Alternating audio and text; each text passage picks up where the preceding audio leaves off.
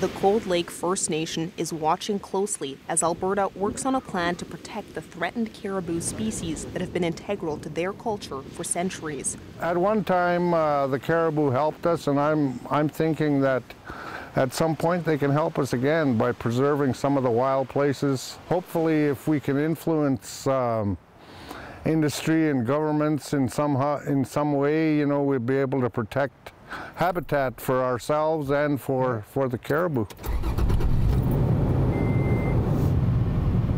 When Brian Grandbois drives through the forest near Cold Lake, where his parents taught him to hunt decades ago, he hardly recognizes the landscape.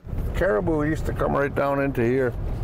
One of Alberta's 15 remaining caribou herds have lived on this land northwest of Cold Lake for centuries. We have stories that are thousands of years old that relate to our people, the Denisutlan and the caribou. But the herd is dwindling.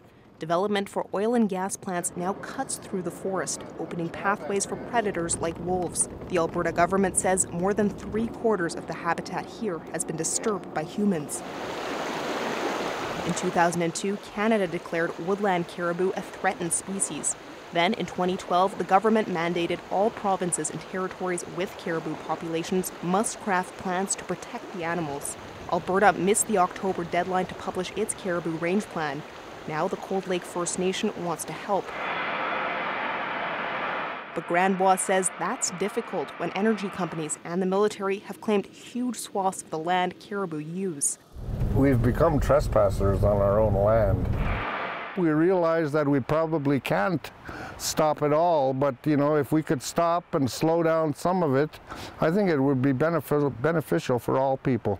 The province expects to release its final range plan sometime within the coming months.